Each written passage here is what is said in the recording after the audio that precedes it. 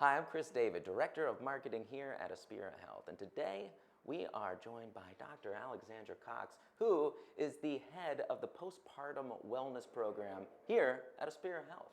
And today we're going to talk about a topic that every parent, most likely every parent, has experienced, and that is sleep deprivation. So, sleep deprivation, what a fun topic. Yes, so hopefully I can get through all of this because I have a 5-year-old, so I've just been sleep deprived for 5 years now. I feel like that's like a really common topic when you meet like a new parent and you're like, oh, you've got little ones at home too? Tell me, what's your sleep schedule look like? Yeah, and then you get halfway through your sentence and you forget what you were talking about because your brain doesn't work. What are we talking about? Yeah. I just drank Why so are we much here? coffee. Yeah. We're talking, oh my God, where's the Red Bulls at? Well, well, I guess the point of this video is to kind of do a little bit of education, but also empathy, and to tell new parents that, hey, sleep deprivation is it's very real. Mm-hmm. It's a cause of anxiety, depression, and it can put a strain on your marriage. And we've got a couple tips, tricks, and stories that might help you navigate sleep deprivation. Mm-hmm. Sorry, I forgot what I was talking about there for a second. Yeah, I know. I kind of took a little bit of a nap, but yeah. That's okay. In all fairness here, we can be sleep deprived and still function. I swear there's something that happens in the body when we start to have kids and our kids are waking up every 2 hours and somehow we're still functioning. And then 5 years later, my kids do actually sleep. But I think back to that period of time, I'm like, how did my brain work? Like, legitimately, how did it work? But we're designed to do this. So there is some of that takes over. So at least part of our brains are working at all times, which is helpful. Well, I mean, the whole 8 hours a night sleep schedule, that works, but you go through a couple different REM stages through your circadian rhythm. So, mm-hmm. I mean, technically, couldn't you sleep in short stints if you get 2 hours and somehow you magically get into REM and then you go and take care of the child? And yeah, absolutely.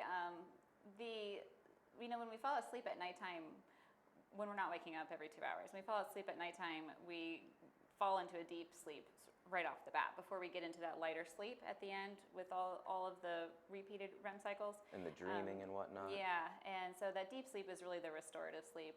But, there is hope. There's a light at the end of the tunnel. We're not getting that so much at the beginning. But again, our bodies are made to do this, so somehow we function through that. But once you've gone through months of the baby waking up to eat and everything, and you're pumping in the night and you need to continue to pump so that you continue to make milk or whatever the situation may be that we're ending up a little sleep deprived, there are ways to help with our sleep. Number one, exercise. Exercise is very, very good for all parts of the body, including the brain, and including the circadian rhythm and helping us get to sleep. So increasing exercise, even if you feel tired, it will actually improve your sleep cycle. Fitting exercise in when you have a baby can be really difficult, but there are ways to incorporate the baby. So, we could talk about that when we're chatting, but I actually have a tough time getting to the gym sometimes, so I will pick up my toddler and then do these. Yes, and then I've done that too. I'll treat them like a medicine ball, right. Essentially. I throw them up in the air, and they love it, actually. Yeah. So it keeps them engaged. And yeah, you could do some weighted squats. Some squats, right. You can't, don't skip leg day, right. Especially with kids. No excuses. Right. I've done it too, actually. And, like a good clean and press, good, you're good. And the cool thing about that is your kids are naturally, most likely going to get larger. So you can increase those reps and you're going to increase your weight naturally. Yes, exactly. We're on to something. Mom and dad bod. That's right. All right, let's do it. I'm going to bring the kids in next time. That would actually be a cool one. Anyway. Dr. Albanese, she came over one time when our kids are the same age. Yeah. And she came over and we tried to do a workout. We were determined to be working moms who could work out with our kids. Good on you. We were in my garage with all 4 of our little kids, and it took us about 20 minutes to get set up to do this. We worked out with kids climbing on us for about 7 minutes, and then that was it. Did you tape it? We did. Oh my God. Coming on the next episode. I taped mine too. I'll share it if you share yours. Yeah, it's all laughable. So Anyways, back to sleeping. Right. Exercise definitely does help. Drinking water absolutely does help. Interesting. And as much as we Not drinking Red Bulls? Red Bull, I was going to touch on the caffeine. As much as we think that caffeine is the solution to everything, we do want to keep it within a certain amount of caffeine. Over about 2 cups of coffee a day, which is going to be around the 200 milligram caffeine range. What? I know. Then you're going Is to that the start to sweet interfere. Well, it'll start to interfere with the circadian rhythm and things like that. So Wait, doesn't it have a half-life of 6 hours though? it does, but I don't know. If I drink coffee at 2 o'clock, I'm still feeling it at 11. Isn't it funny how your brain will wake up the second the kids go to bed and you're like, Yes. finally I get to go to sleep. I've been looking forward to this all day. And then your brain's like, Yeah. I'm ready to go. Yeah, Let's yeah. think about some stuff that happened in your childhood. Right. Exactly. I think what's important to remember about sleep deprivation is it feels like you're never going to get through it, but you will. And sometimes even if you've gotten through it and your kid is sleeping, if they're 3 months old, 4 months old, however old they are, 8 months old, 9, however, kids always have sleep regressions, and that's something that the pediatricians can talk to parents about as well. There are like built-in sleep regressions. I remember my kids hitting the 4-month-old and 6-month-old sleep regression. I think there was one at like a year also. Yeah, I think it's at 18 months. Yes. We just got through it. Yes.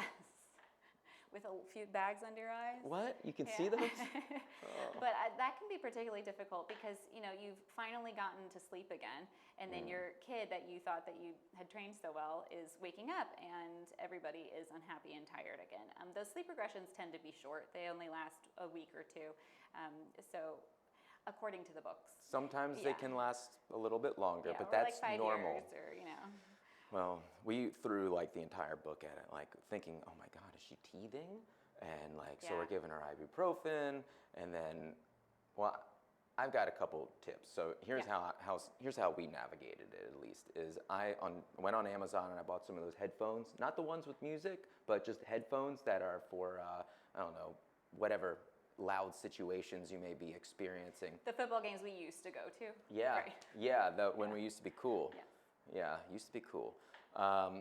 So I'd wear those, and my daughter would just scream bloody murder in the middle of the night, and there was no letting her cry it out. So, and it's good for teething too, honestly. And if you're anxious, I know if I'm anxious, it only exacerbates the problem.